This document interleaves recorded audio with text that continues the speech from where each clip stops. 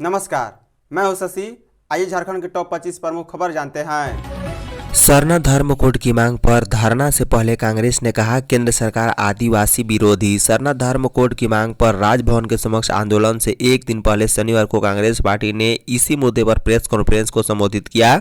इस अवसर पर लोहरदगा के सांसद सुखदेव भगत और झारखंड विधानसभा में कांग्रेस के उपनेता राजेश कश्यप ने केंद्र की भाजपा सरकार पर जमकर हमला बोला।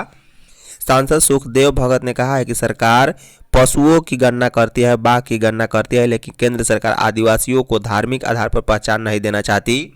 सरकार हमारे पाहन पुजार धर्म स्थल को महत्व नहीं देना चाहती, आदिवासियों के प्रति घृणा का भाव रखती है। वहीं प्रदेश कांग्रेस कार्यालय में आयोजित प्रेस कॉन्फ्रेंस में सुखदेव भगत ने कहा है कि केंद्र सरकार आदिवासियों के मौलिक अधिकारों का हनन कर रही है। जनगणना लगातार होती रही है। जनगणना फॉर्म में कॉलम में अन्य धर्म का कॉलम था, जिसमें 90 लाख लोगों ने इस विकल्प को चुना था। इसमें 50 लाख ने सरना धर्म लिखा था, लेकिन सुनियोजित षड्यंत्र के तहत आदिवासियों के धार्मिक अस्तित्व को मिटाने के लिए इस बार अन्य का कॉलम ही हटा दिया गया है। झारखंड में 30 मई तक मौसम रहेगा कूल। मानसून के केरल पहुंचने के 10 से 12 दिनों में मानसून झारखंड में आ जाता है। झारखंड में प्री मानसून गतिविधि शुरू हो गई है। मौसम का मिजाज भी बदला बदला दिख रहा है।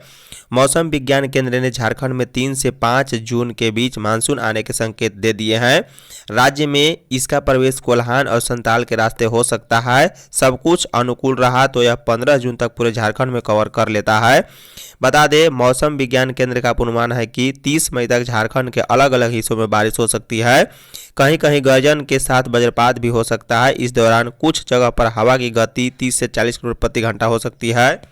मौसम विज्ञान केंद्र के अनुसार हवा और बारिश के कारण फिलहाल अधिकतम तापमान भी सामान्य से 7 से 8 डिग्री सेल्सियस तक नीचे चल रहा है। वहीं कई जिलों का अधिकतम तापमान 30 डिग्री सेल्सियस से भी नीचे चल रहा है। शनिवार को राजधानी का अधिकतम तापमान 30 डिग्री सेल्सियस दर्ज किया गया। वहीं लातेहार का अधिकतम तापमान 28 डिग्री सेल्सियस के आसपास रहा। वहीं 35 डिग्री सेल्सियस के साथ डाल्टनगंज राज्य का सबसे गर्म जिला रहा है।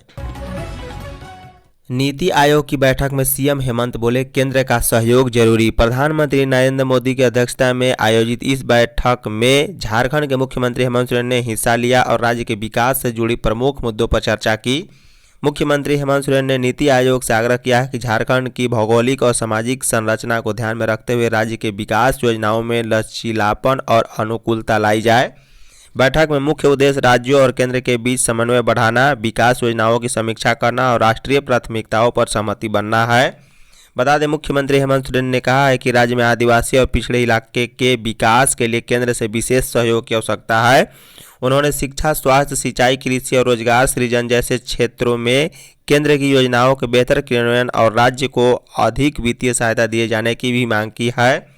मुख्यमंत्री ने कहा है कि झारखंड में विकास योजनाओं को गति देने के लिए केंद्र से सहयोग आवश्यक है और इस दिशा में नीति आयोग एक महत्वपूर्ण भूमिका निभा सकता है। झारखंड में कुत्तों की खतरनाक नस्लों पर प्रतिबंध। झारखंड सरकार ने पालतू कुत्तों के पालन, खरीद, बिक्री और प्रजनन के लिए नए दिशा निर्देश जारी किए हैं। इन दिशा निर्देश के तहत पिटबुल, रॉटवीलर और डोगो अर्जेंटिनो जैसी खतरनाक नस्लों के कुत्तों के पालन पर पूर्ण प्रतिबंध लगाया गया है। बता दें, पिटबुल, रॉटवीलर और डोगो अर्जेंटीना जैसी खतरनाक नस्लों के कुत्तों के पालन, खरीद, बिक्री और प्रजनन पर पूर्ण प्रतिबंध लगाया गया। यदि कोई व्यक्ति इन नस्लों के कुत्तों को पालन चाहता है तो उसे पहले संबंधित प्राधिकरण से अनुमति प्राप्त करनी होगी। बिना अनुमति इन नस्लों के कुत्तों को पालना या सार्वजनिक स्थलों पर घुमाना दंडनीय अपराध माना जाएगा। रांची पुलिस ने बाइक चोरी के आरोप में 6 को किया गिरफ्तार। राजधानी रांची पुलिस ने बाइक चोर गिरोह का खुलासा करते हुए 6 आरोपी युवकों को पकड़ा है। पकड़े गए आरोपियों की निशानदेही पर अलग अलग जगहों से 8 चोरी की मोटरसाइकिल भी बरामद की गई।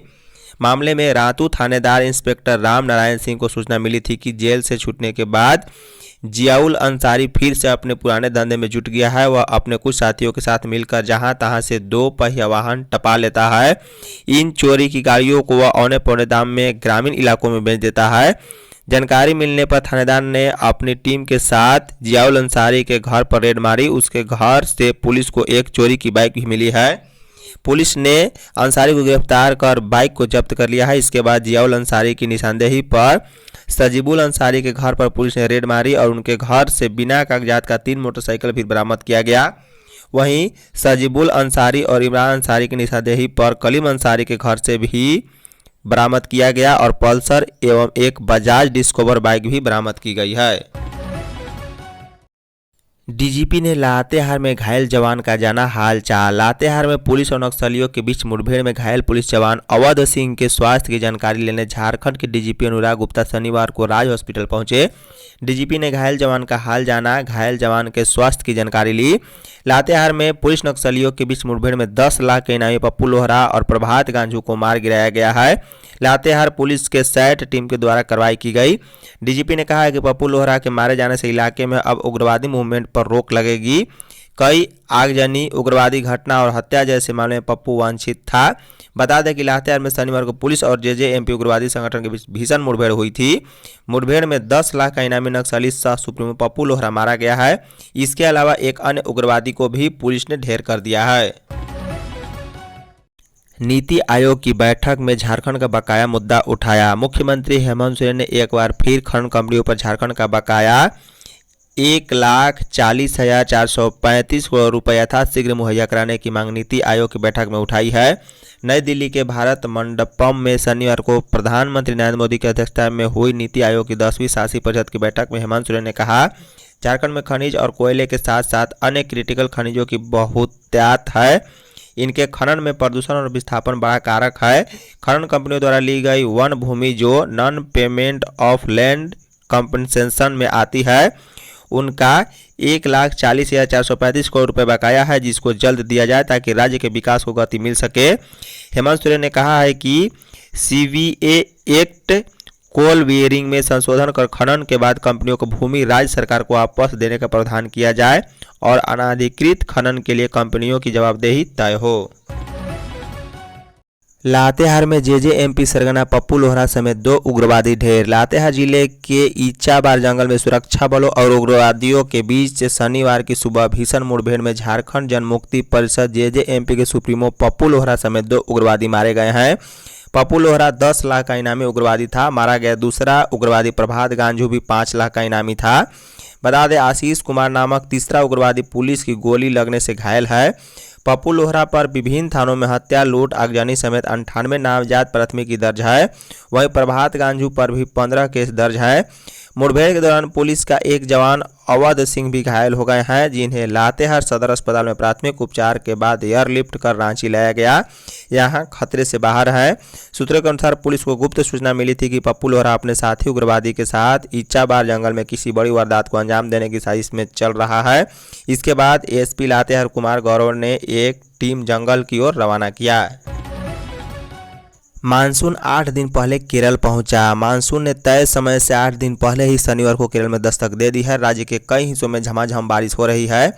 इस वर्ष मानसून का आगमन पिछले 16 वर्षों में सबसे जल्दी हुआ है। मौसम विभाग के अनुसार यूपी, बिहार, झारखंड में जून के पहले या दूसरे सप्ताह में मानसून पहुंच सकता है। मौसम वैज्ञानिकों के अनुसार इससे पहले 2009 में मानसून का आगमन 23 मई को हुआ था। उन्होंने बताया है कि इसके जल्द तमिलनाडु और कर्नाटक के कई इलाकों में पहुंचने की संभावना है। मानसून एक हफ्ते में देश के दक्षिणी और पूर्वोत्तर राज्यों जबकि 4 जून तक मध्य और पूर्वी भारत को कवर कर सकता है। आईएमडी ने मानसून में सामान्य से अधिक वर्षा का अनुमान जताया था, जिससे अल नीनो की स्थिति की संभावना खारिज हो गई थी। अल नीनो सामान्य से कम वर्षा से जुड़ा है। जेपीएससी मुख्य परीक्षा के परिणाम पर उठाए सवाल। झारखंड लोक सेवा आयोग जेपीएससी द्वारा 11 महीने की प्रतीक्षा के बाद घोषित मुख्य परीक्षा परिणाम को लेकर राजनीतिक हलचल तेज हो गई है। भारतीय जनता पार्टी ने इस परिणाम को लेकर सवाल खड़े किए हैं और पारदर्शिता सुनिश्चित करने की मांग की।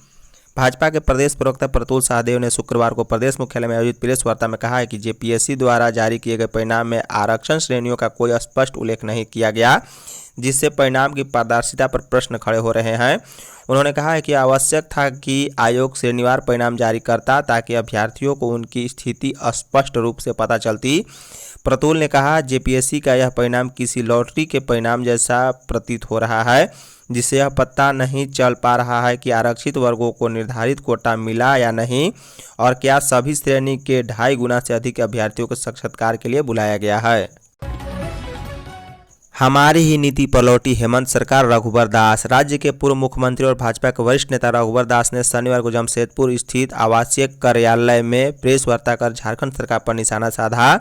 उन्होंने कहा है कि हेमंत सोरेन सरकार द्वारा हाल ही में पारित की गई झारखंड उत्पाद नियमावली इस बात का प्रमाण है कि झारखंड सरकार की 2018 की शराब नीति ही सबसे व्यवहारिक और लाभकारी थी। नई शराब नियमावली में 2018 की नीति को आधार बनाया गया है, जिसे उनकी सरकार ने लागू किया था।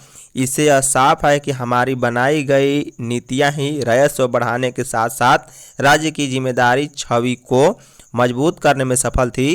पूर्व सीएम ने शराब घोटाले की भी सीबीआई जांच की मांग की है।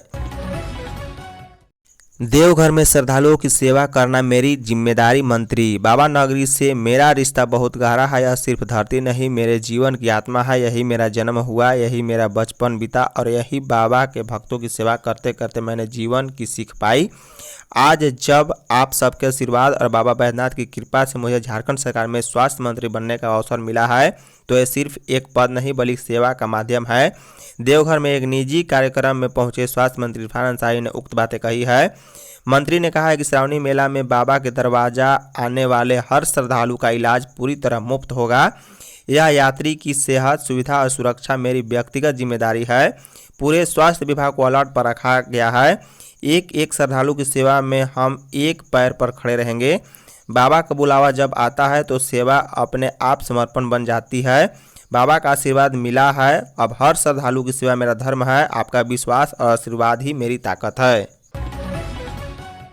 मेधावी छात्रों को राजनीति में भी प्रेरित करे शिक्षक मंत्री। एसटी डिजिटल स्ट्रीम्स लिमिटेड के शिक्षक सम्मान समारोह के मुख्य अतिथि राज्य के वित्त मंत्री राधाकृष्ण किशोर ने सम्मानित होने वाले शिक्षकों को बधाई देते हुए उनसे आग्रह किया है कि वे मेधावी छात्रों को राजनीति में आने के लिए भी प्रेरित करें। मेडिकल इंजीनियरिंग के क्षेत्र से अलग राज्य और देश के विकास के लिए पढ़े लिखे युवाओं का राजनीति में आना भी जरूरी है। उन्होंने कहा कि विकास का रास्ता लोकसभा और विधानसभा से होकर निकलता है। विधानसभा लोकसभा में नीतियां तय होती है। पढ़े लिखे युवा राजनीति में आएंगे तो विकास की बेहतर नीतियां बनेगी। वित्त मंत्री ने राधाकृष्णन किशोर ने कहा है कि शिक्षा का अर्थ समाज और देश को एक करना है। धर्म और जाति के भेदभाव से परे हटकर सकारात्मक रूप से विकास की राजनीति करने से समाज और देश का विकास होगा। उन्होंने कहा है कि राज्य में प्राथमिक से लेकर उच्च शिक्षा के लिए बुनियादी सुविधा विकसित करने पर काम करने की जरूरत है।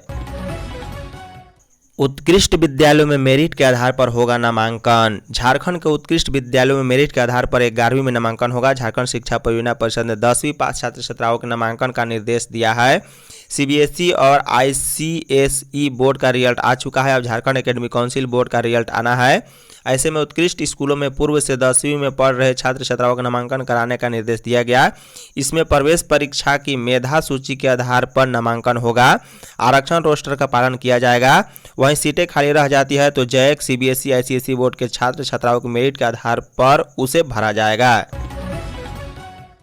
झारखंड में खेल प्रशिक्षकों की नहीं चलेगी मनमानी। झारखंड सरकार ने राज्य के खेल प्रशिक्षकों की लापरवाही पर सख्त रुख अपनाया है। खेल निदेशालय ने इस बाबत सारे डे बोर्डिंग खेल प्रशिक्षण केंद्रों को पत्र भेजकर प्रशिक्षकों से सेंटर में चल रहे प्रशिक्षण की गतिविधियों की रिपोर्ट मांगी है। वहीं प्रशिक्षकों को सेंटर में रहने का भी प्रमाण जीआई टैग फोटो के जरिए देना होगा। खेल विभाग को कई जिलों से शिकायत मिली थी कि इसमें प्रशिक्षकों द्वारा नियमित अभ्यास सत्र नहीं कराने, खिलाड़ियों के चयन में पक्षपात करने और प्रशिक्षण स्थलों पर गैरहाजिरी की बात सामने आई थी। इसे गंभीरता से लेते हुए खेल निदेशालय ने सभी जिला खेल अधिकारियों को निर्देश दिया है कि वे अपने अपने क्षेत्र में तैनात प्रशिक्षकों की निगरानी करें और अनुशासनहीन पाए जाने पर तत्काल रिपोर्ट भेजें। धन्यवाद।